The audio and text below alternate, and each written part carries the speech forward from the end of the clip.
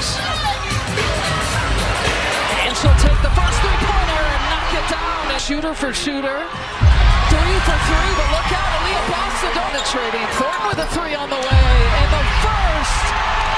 triple-double for rookie Caitlin Clark. So let me set the scene for you real quick, because this story starts way before tip-off, and if you don't know the full context, you are seriously missing out on one of the most satisfying chapters of Caitlin Clark's rookie season, and honestly, one of the most satisfying moments in recent WNBA history, because everything that happened on this night was building for months and months of disrespect, piling up one layer at a time until the weight of it all came crashing down on the Phoenix Mercury's heads in the most brutal and poetic way possible, and I need you to understand every single piece of it before we even talk about what happened on the court, because the game itself was just the final answer to a question that Diana Taurasi should have never asked, and a statement that the Phoenix Mercury should have never made. So buckle up, because we are going all the way back to the beginning. It starts back in April, right? When Caitlin Clark got drafted first overall out of Iowa, and the entire basketball world was buzzing and excited and watching to see how the most exciting college player in a generation would transition to the pros, and instead of welcoming her Diana Taurasi, a 20-year veteran and one of the most decorated players in WNBA history, decided to open her mouth and say the words that would end up haunting her for the entire season.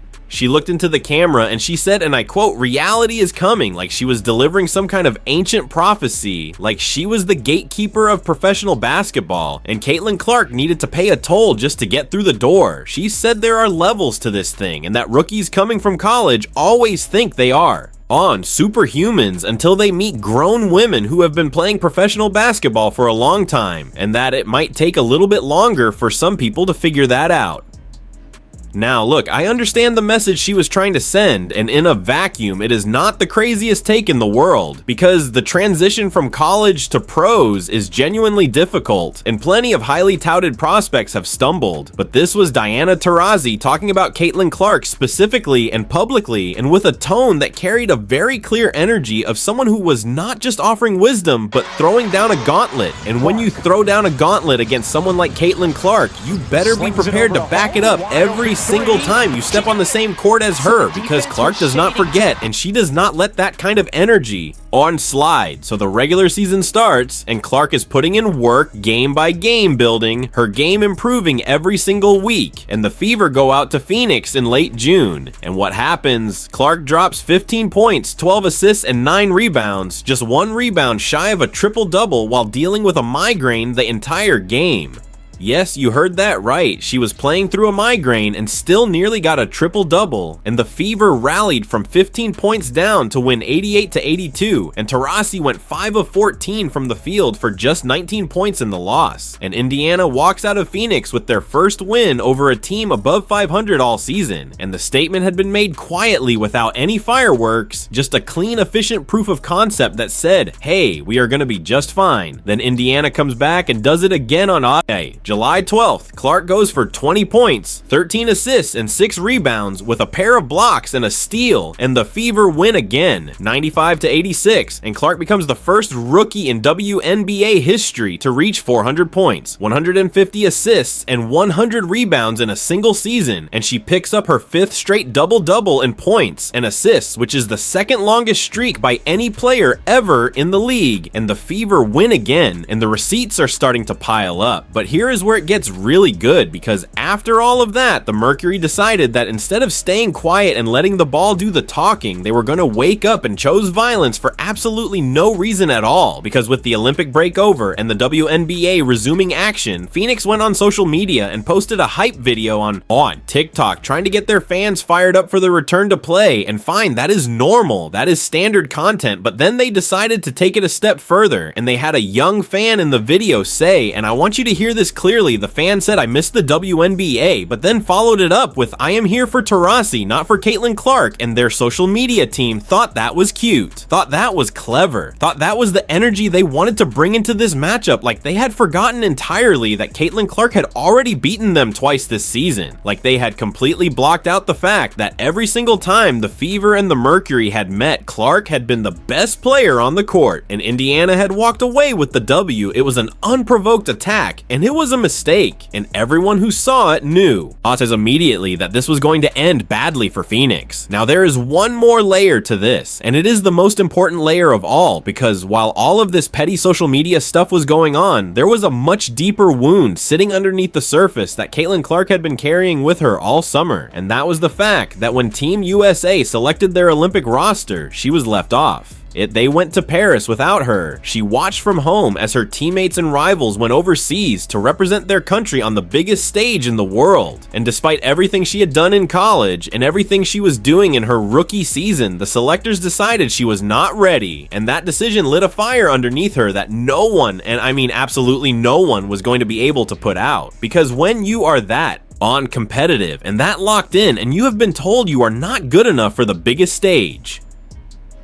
the only thing you can do is go out there and prove beyond any shadow of a doubt that they were wrong, and that is exactly the kind of energy Caitlin Clark walked into Gainbridge Fieldhouse with on this August night. The Phoenix Mercury, on the other hand, were coming in with 3 freshly minted Olympic gold medalists in their lineup: Kalia Copper, Brittany Griner, and Diana Taurasi. All of them had just come back from Paris with gold around their necks, and Phoenix had played the night before, meaning they were on the second game of a back-to-back, dealing with the fatigue of international travel and a grueling Olympic schedule. And you might think that gives them an excuse, and you would be wrong, because excuses do not matter when Caitlin Clark is at us playing with that kind of chip on her shoulder. Right from the opening tip, you could feel it. Indiana came out of the locker room with a completely different level of intensity, and Clark was everywhere. She was pushing the pace, she was finding teammates in stride, she was locating the open man before the defense even had time to rotate, and right away she sets up a Leah Boston underneath for an easy 2-man action finish, and before Phoenix can even blink, Clark has the ball at the top of the arc, and she uncorks a long 3-pointer, and just like that she is off and running, and the building is electric because everyone in that arena could sense that something special was about to happen. And then Clark does something in that first quarter that is going to live in WNBA history forever, because she locks in and scores 13 of her 29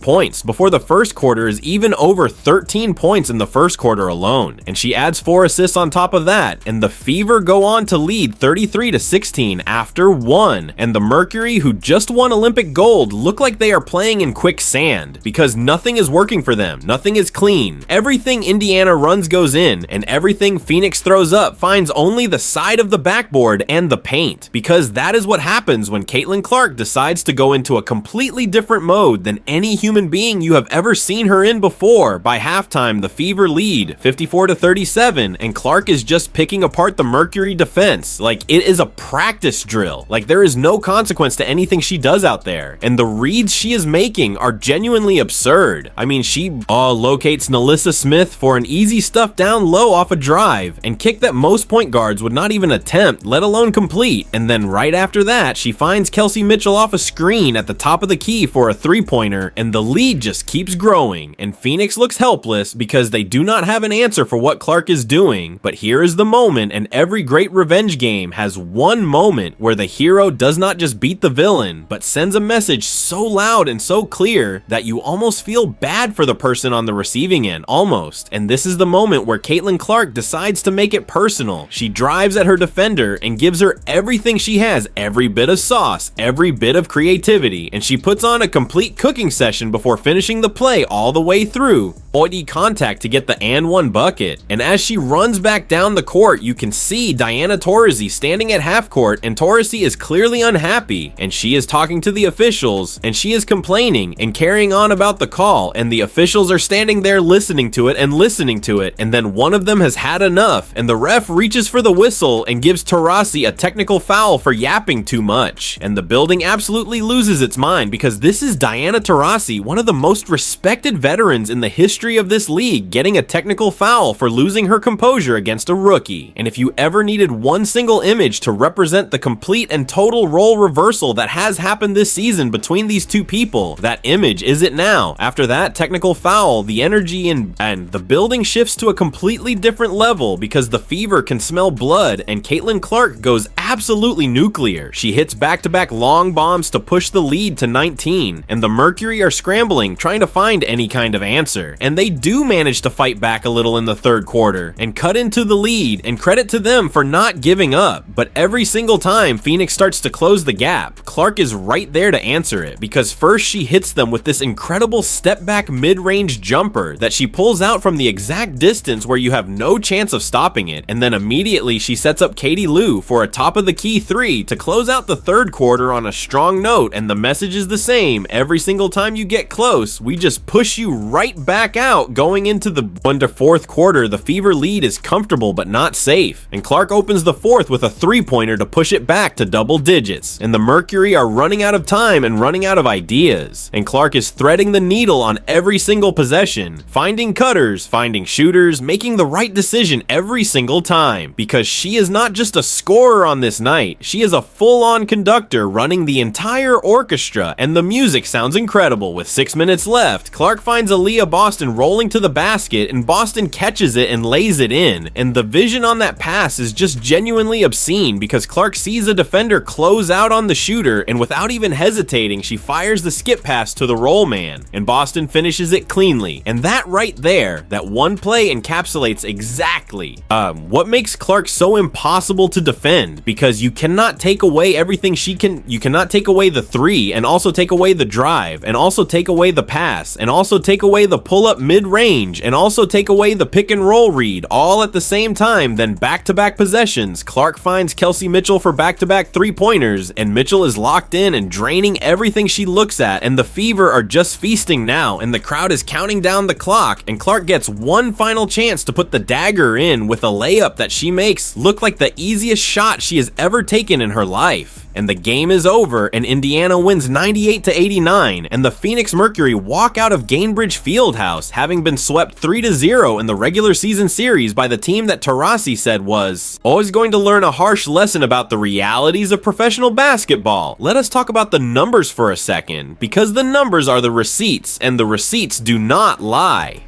Caitlin Clark finished with 29 points, 10 assists, and 5 rebounds on 50% shooting from the field, and she made 4 3-pointers, and with that performance, she became the first rookie in WNBA history to have multiple games with at least 25 points, 10 assists, and 5 rebounds, a milestone that puts her in a category entirely by herself. And she also became the first player ever in league history to score 450 points and 200 assists in a single season. And she is a rookie, and she is 22 years old, and she is just getting started. Meanwhile, Diana Taurasi, the woman who said reality is coming, the woman whose team posted that TikTok video, the woman who got a technical foul for losing her cool against a rookie, scored just 16 points on 5 of 13 shooting from the field and shot 30% from 3-point range, and spent the second half of this game looking like someone who was trying to figure out what planet she had landed on, because nothing was going right and the game slipped away completely, and the Mercury lost by 9 and got swept by Indiana for the first time in living memory. And then there is this detail that absolutely cannot be ignored, and it is the one that makes every single bit of this even more satisfying. Indiana had already beaten Phoenix on June 30th, winning 88-82. Then they beat them again on July 12th, 95-86, and now this game makes it 3 wins in 3. On tries against the Mercury this season, a complete and total sweep. And if you want to include the All-Star game where Team WNBA featuring Clark beat Team USA featuring Taurasi, then the record becomes 4 wins out of 4 opportunities. Every single time these two sides have been on opposite benches, Clark and the Fever have come out on top. And that is not a coincidence. That is a pattern and a statement and a message.